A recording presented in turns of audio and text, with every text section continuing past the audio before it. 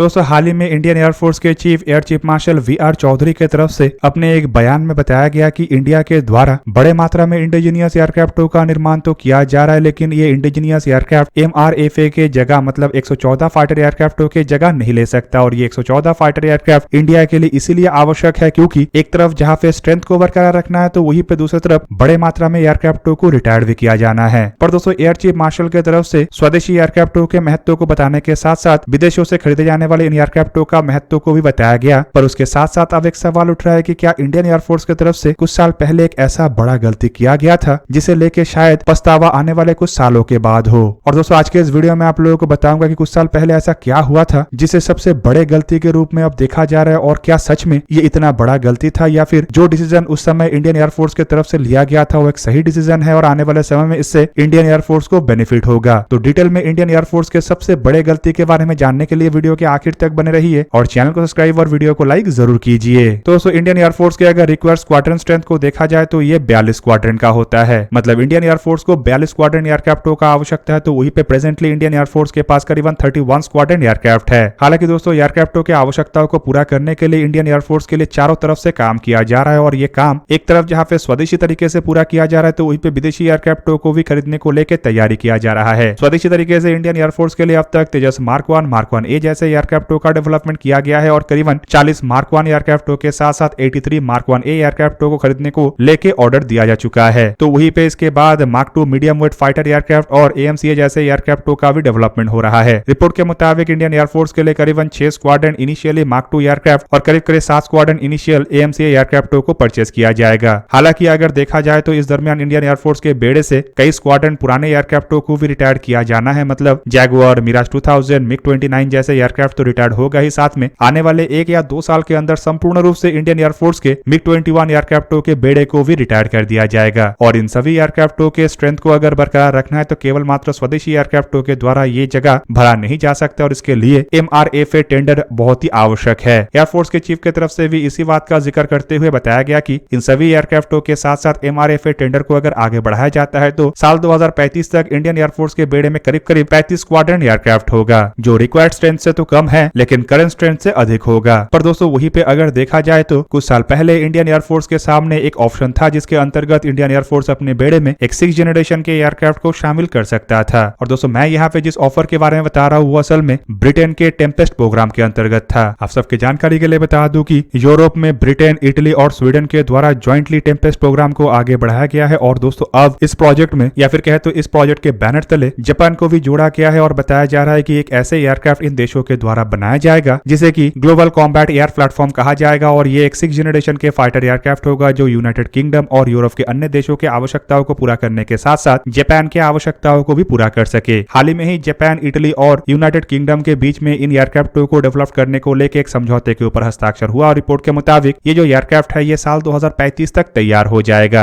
अब दोस्तों मैं यहाँ पे टेम्पेस्ट प्रोग्राम को इंडियन एयरफोर्स के सबसे बड़े गलती या फिर कहे तो सबसे बड़े गलत डिसीजन के रूप में इसीलिए बता रहा हूँ क्योंकि एक समय था जब ब्रिटेन के द्वारा इन एयरक्राफ्टों के डेवलपमेंट प्रोग्राम में भारत को भी जुड़ने का ऑफर किया गया था। और दोस्तों ये समय था साल 2019। 8 फरवरी साल 2019 के एक रिपोर्ट में दावा किया गया कि ब्रिटेन के जो मिनिस्ट्री ऑफ डिफेंस है वो और BAE सिस्टम इंडिया के मिनिस्ट्री ऑफ डिफेंस और एयरफोर्स को टेम्पेस्ट प्रोग्राम में जुड़ने को लेके एक अप्रोच कर रहा है। और ये भी जब जानकारी दिया गया कि इसमें केवल मात्र जुड़ने के लिए नहीं कहा गया बल्कि इसमें डिजाइन और मैन्युफैक्चरिंग में कोलैबोरेशन करने का भी ऑफर रखा गया था। हालांकि दोस्तों इस ऑफर के बारे में और कोई ज्यादा जानकारी नहीं है, लेकिन तब कुछ मीडिया रिपोर्टों में चर्चा किया गया था कि बेसिकली ब्रिटेन को फाइटर एयरक्राफ्टों के डेवलपमेंट में एक ऐसे पार्टनर का आवश्यकता है जो एयरक्राफ्टों के प्रोजेक्ट में इन्वेस्ट भी कर सके और उस प्रोजेक्ट में इन्वेस्ट करने के साथ साथ ये भी भरोसा बन सके कि इस तरीके के एयरक्राफ्टों को बड़े मात्रा में निर्माण किया जा सकेगा, क्योंकि पार्टनर की संख्या बढ़ने पे ऑर्डर भी बढ़ेगा। और भारत एक ऐसा देश है जो आर्थिक रूप में भी स्ट्रांग है और साथ ही साथ एक बड़े एयरफोर्स के मालिक भी है और उसे बड़े मात्रा में एयरक्राफ्टों का भी आवश्यकता है। ऐसे में अगर ब्रिटेन या फिर कहे तो BAE सिस्टम इस प्रोजेक्ट में भारत को जोड़ता तो आर्थिक रूप में भी मदद मिलता और मैन्युफैक्चरिंग कैपेबिलिटी होने के कारण भारत में इन एयरक्राफ्टों को मैन्युफैक्चर करने पे एयरक्राफ्टों की कीमत भी कम था। और एयरफोर्स की आवश्यकताओं को देखे तो भारत अगर बड़े मात्रा में इन एयरक्राफ्टों को परचेस करता तो एक तरीके से BAE सिस्टम के एयरक्राफ्टों के डेवलपमेंट के मकसद भी पूरा होता। हालांकि तब तक प्रोजेक्ट में स्वीडन, ब्रिटेन और इटली जैसे देश था, लेकिन दोस्तों इन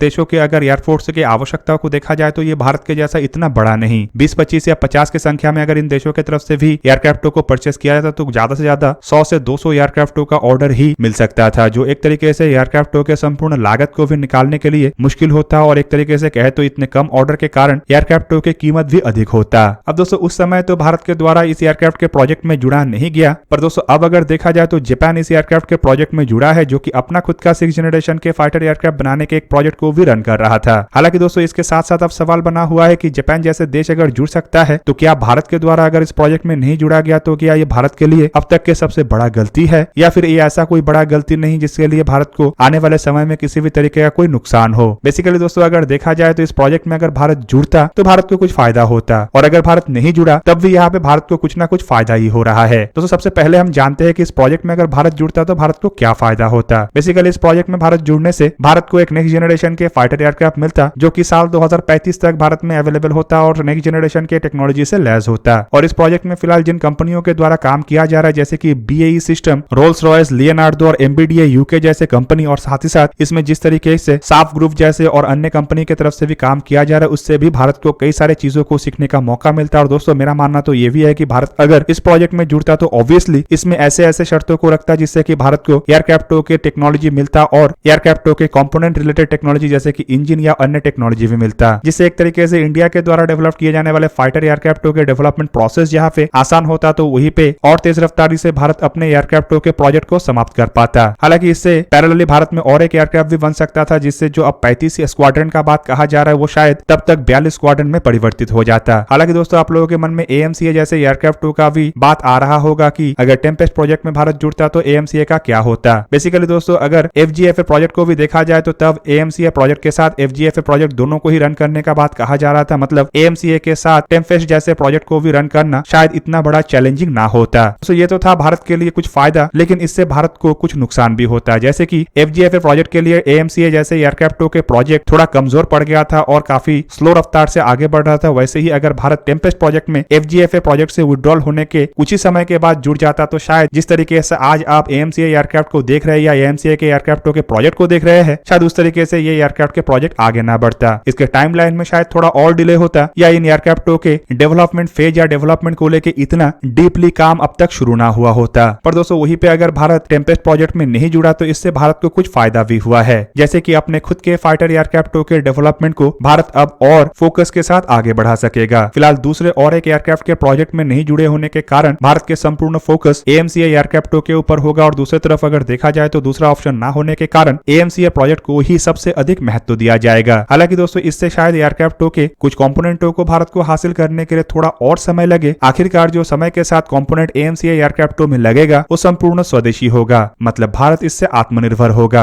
और दोस्तों आत्मनिर्भर होने का मतलब यह है कि आने वाले समय में इस तरीके के प्रोजेक्ट के लिए भारत को ना इंतजार करना पड़ेगा और ना ही किसी से मदद लेना पड़ेगा। यहाँ पे दोस्तों दूसरा जो भारत को फायदा मिला है वो है अपने एयरक्राफ्ट के डेवलपमेंट के साथ साथ अपने बेड़े को स्वदेशी रखना। दोस्तों बेसिकली किसी भी एयरक्राफ्ट के प्रोजेक्ट में ज्वाइंटली आगे बढ़ना और अपने खुद के बलबूते पे एयरक्राफ्टों को बनाने में काफी अंतर होता है। शायद अपना खुद का एयरक्राफ्ट समय तो लेता है, लेकिन दोस्तों इससे आप प्राउडली कह सकते हैं कि ये जो चीज बना है ये अपना है और अपने चीज का महत्व ही अलग होता है। हालांकि इसके अलावा अगर देखा जाए तो भारत को जो दूसरा फायदा हुआ है वो है एयरक्राफ्ट के मार्केट में कंपटीशन। दोस्तों AMCA जैसे एयरक्राफ्ट अगर बनेगा तो ऑब्वियसली टेम्पेस्ट और फ्यूचर कॉम्बैट एयर सिस्टम जैसे एयरक्राफ्टों को चुनौती देगा। इवन दोस्तों मार्केट में भी ये इन एयरक्राफ्टों को चुनौती देगा, जो एक तरफा भारत के लिए ही बेनिफिशियरी होगा। अब दोस्तों यहाँ पे आप लोगों के मन में ये भी सवाल उठ सकता है कि 5th जनरेशन के एयरक्राफ्ट के रूप में AMCA बनाया जा रहा है और टेम्पेस्ट प्रोजेक्ट 6th जनरेशन का है, तो कैसे ये जो एयरक्राफ्ट है ये टेम्पेस्ट को चैलेंज कर सकता है। तो आपके जानकारी के लिए बता दूं कि AMCA एयरक्राफ्टों को जो पहले वर्जन के रूप में बनाया जा रहा है, मतलब मार्क 1 के बेस पे बनाया जा रहा है, वो 5th जनरेशन का तो एयरक्राफ्ट होगा, लेकिन 6th जनरेशन के टेक्नोलॉजी से लैस होगा, मतलब ये एक 5.5 जनरेशन का एयरक्राफ्ट होगा। जबकि इसके मार्क 2 वेरिएंट को अभी से ही 6th जनरेशन के एयरक्राफ्ट के रूप में देखा जा रहा है, क्योंकि इसमें 6th जनरेशन के टेक्नोलॉजी का इस्तेमाल करने के साथ साथ मार्क 1 के मुकाबले में काफी इंप्रूव किया जाना है। मतलब टेम्पेस्ट प्रोजेक्ट और भारत के जो AMCA एयरक्राफ्ट है ये लगभग एक ही तरीके के, मतलब सिमिलर एयरक्राफ्ट के रूप में ही बनने जा रहा है, और लगभग एक ही समय में टेम्पेस्ट एयरक्राफ्ट भी तैयार होगा और भारत के AMCA मार्क 2 एयरक्राफ्ट भी उसी समय में ही तैयार होगा। तो दोस्तों ये था आज का वीडियो। अगर आपको वीडियो अच्छा लगा तो लाइक कीजिए और मेरे चैनल को सब्सक्राइब कीजिए और साथ में बना हुआ बेल आइकन को भी प्रेस कर दीजिए ताकि आप मेरा वीडियो देख पाए सबसे पहले। जय हिंद।